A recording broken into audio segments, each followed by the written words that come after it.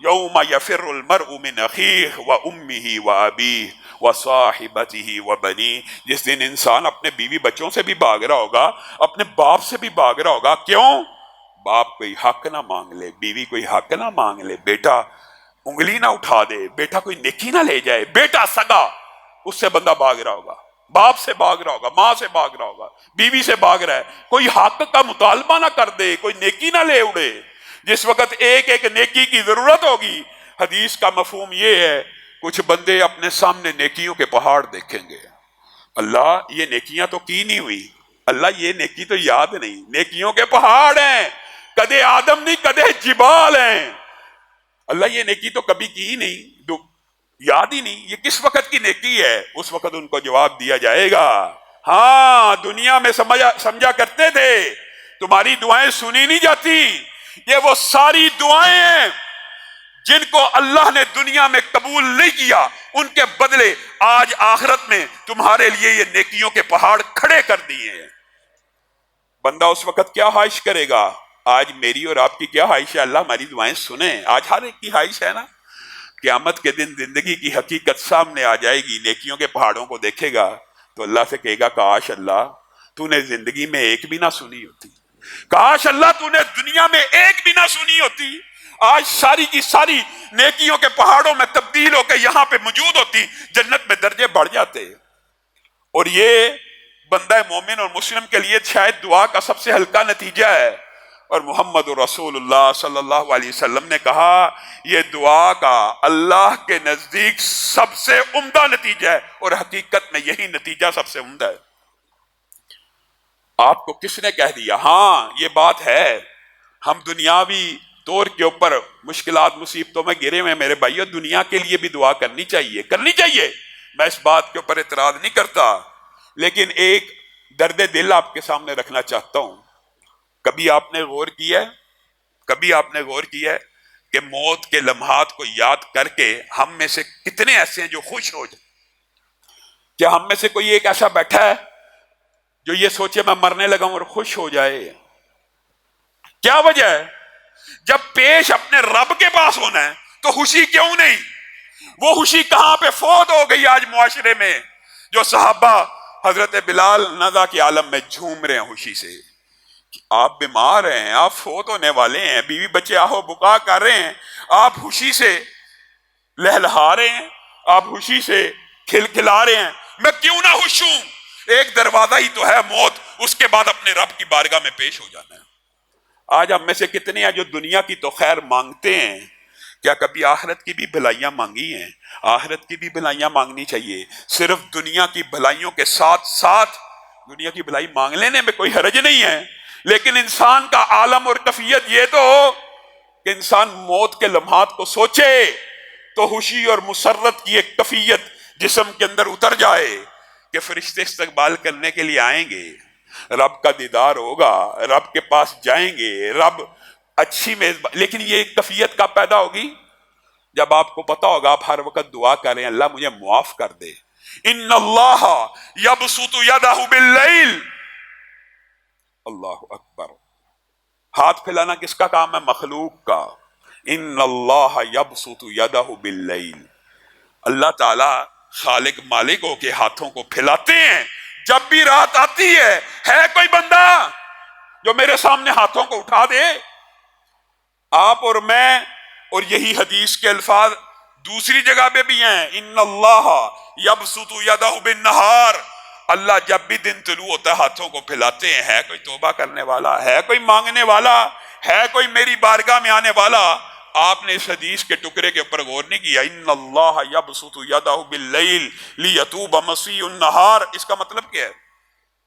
इसका मतलब ये है कि हर वक्त हर टाइम दुनिया के अंदर कहीं पे रात हो रही होती है और कहीं पे दिन हो रहा होता है, तो हर लम्हा अल्लाह रब्बुल इज्जत तुझे और मुझे ऑप्शन दे रहे होते हैं कि मैं अल्लाह के हाथों को फैला रहा हूं कि मेरे बंदों में से कोई है जो मेरी बारगाह में आके मुझसे मांगे। मेरे भाइयों, मेरी बेटियों, मेरी बहनों, एक बात याद रखो, जितना मर्जी बड़ा सखी हो, जितना मर्जी बड़ा गनी हो, जितना मर्जी बड़ा गनी हो, आप उसका दरवाजा एक मरतबा खटकाएं, दो मरतबा खटकाएं, तीन मरतबा खटकाएं, 4 مرتبہ کھٹکائیں بالآخر وہ تنگ آ جائے گا.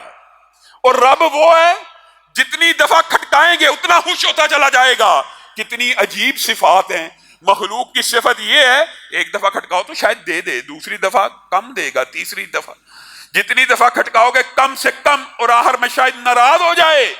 اور رب وہ ہے پہلی دفعہ میں شاید کم دے، دوسری دفعہ میں زیادہ دے گا، تیسری دفعہ میں اس سے بھی زیادہ دے گا. جو مانگتے چلے جاؤ گے عطا بڑھتی چلی جائے گی. اور انبیاء کی دعاؤں کے قصے تو آپ نے سنے ہیں، اور یہ باب بڑا طویل ہے. میں آپ کے سامنے بعض امتیوں کی دعا کی قبولیت کی سچی باتیں رکھنا چاہتا ہوں. امام احمد ابن حنبل ایک قصبے میں گئے. جب وہ اس قصبے میں پہنچے جہاں پہ جانا تھا وہ مسجد بند تھی. باہر بیٹھے ایک نان بھائی گزرا، ان کو اپنے گھر لے گیا. لمبا چوڑا واقعہ مختصر کر کے آپ کے سامنے رکھتا ہوں چند واقعات. نان بھائی گھر گیا تو منہ سے زیر لب استغفر اللہ پڑھ رہا. امام احمد ابن حنبل نے کیا پڑھتا ہے؟ کہا استغفر اللہ پڑھتا ہوں. کہا اس کے کیا فوائد ہیں تیری زندگی میں؟ کہا پڑھتا تو استغفر اللہ ہوں، لیکن جب بھی ہاتھوں کو اٹھاتا ہوں جو چیز مانگی ہے اللہ عطا کر دیتے. اچھا، ایک دعا لیکن کچھ عرصے سے ابھی تک قبول نہیں ہوئی، اس لیے کثرت سے استغفار کر رہا ہوں. وہ کیا دعا ہے؟ دھرتی کے اوپر، زمین کی پشت کے اوپر اس وقت حدیث کا سب سے بڑا عالم امام احمد ابن حنبل ہے. اللہ سے دعا کرتا ہوں اللہ ایک مرتبہ ان کی زیارت کروا دے. اللہ سے دعا کرتا ہوں ایک مرتبہ ان کی زیارت کروا دے. امام احمد ابن حنبل نے کہا میں ہی احمد ابن حنبل ہوں اور اللہ رب العزت نے مجھے کان سے پکڑ کر تیرے سامنے بٹھا دیا ہے، تیری یہ دعا بھی قبول ہوگی. بتائیے ایک نان بھائی صرف استغفار، ہم تو کہتے ہیں کہ فاتحہ بھی پڑھیں، درود بھی پڑھیں، سبحان اللہ پڑھیں، پھر دعا کریں. جب کریں گے اللہ سنے گا یہ بندہ صرف کس طرح دعا کرتا ہے استغفر اللہ پڑھ کے. اللہ اس کی بھی سن لیتا ہے. اور قربان جائیں یعقوب بن جعفر، اللہ ان کی قبر کے اوپر رحمتوں کا نزول فرمائے. آپ کو پتہ ہے یہ واقعہ اموریہ کا، فتح روم کے مختلف حصے ہیں. اموریہ کب فتح ہوا؟ لمبا چوڑا واقعہ مختصر کرتا ہوں. ایک مسلمان بیٹی کی عزت کے در پہ عیسائی دکاندار ہو گئے. اس نے بڑے واسطے دیے، یار اللہ تو ایک ہی ہے، تم بھی اللہ کو ماننے والے، چھوڑ دو. نہ چھوڑا. ایک مسلمان کو جوش آیا، اس نے آگے بڑھ کے اس بیٹی کو روم کے بازار سے چھڑانے کی، اموریہ کے بازار سے چھڑانے کی کوشش کی. دکانداروں نے مل کے اس کو قتل کر دیا. اس بچی نے اس وقت آواز لگائی واہ معتصمہ، اے معتصم، تیرے پایہ سلطنت میں ایک مسلمان بیٹی کی عزت کو لوٹا جا رہا، ایک مسلمان قتل ہو گیا. دکاندار کہہ لگانے لگے، ہنسنے لگے، یہ تیری آواز معتصم کو پہنچائے گا کون؟ ایک مسلمان ان کے درمیان بھیڑ میں موجود تھا، اس نے یہ ارادہ کیا یہ آواز میں معتصم کو پہنچاؤں گا. معتصم کو آواز پہنچی، بے چین ہو گیا. ہم کہا کرتے ہیں نا یہ عباسی، یہ اموی، یہ ایسے تھے ایسے تھے. اتنی بھی گئی گزری حکومتیں نہیں تھی. ایک بیٹی نے صدا دی، بنو امیہ کے دور میں پورا خطہ بر صغیر کا مسلمان ہو گیا. محمد بن قاسم نے یہاں پہ آ کے اس بیٹی کی صدا پہ لبیک کہا، اور یہ روم کے اندر ایک بیٹی نے صدا دی. معتصم باللہ نے کہا اموریہ تک پانی کی سبیلیں لگا دو، اموریہ تک، بغداد سے لے کر. کیوں؟ لشکر کو اگر پیاس لگے تو پانی پیئیں. اتنا بڑا لشکر روانہ کیا. اب جب روانہ کیا اموریہ پہنچے تو اس علاقے کا گورنر جس نے اس بچی کو بھی انصاف نہ دیا اور اس کے قتل پہ انصاف بھی نہ دیا، وہ بڑا گستاخ رسول تھا. وہ اموریہ کے قلعے پہ چڑھ گیا اور کہنے لگا بڑی بات ہے. معتصم کے کان میں اس بیٹی کی آواز پہنچ گئی، بڑی بات ہے. اور معاذ اللہ اس نے جو الفاظ کہے وہ ہم نہیں کہہ سکتے. محمد الرسول اللہ صلی اللہ علیہ وسلم کی توہین کا ارتکاب کیا. یعقوب بن جعفر تڑپ اٹھے، لشکری تھے، معتصم کے لشکر کے حصے بہت بڑے سپہ سالار تھے، تڑپ اٹھے. اس نے رسول اللہ کی کیسے گستاخی کی؟ اگلے دن اس نے پھر گستاخی کی، تڑپ اٹھے. اموریہ کا قلعہ بڑا طاقتور تھا، بڑا مضبوط تھا. اس نے کہا یہ مسلمان جتنے مرضی آئے ہیں یہ ہمیں کم از کم قلعے کو فتح نہیں کر سکیں گے. چلو بیٹی کی پکار پہ لبیک تو کہہ دیا.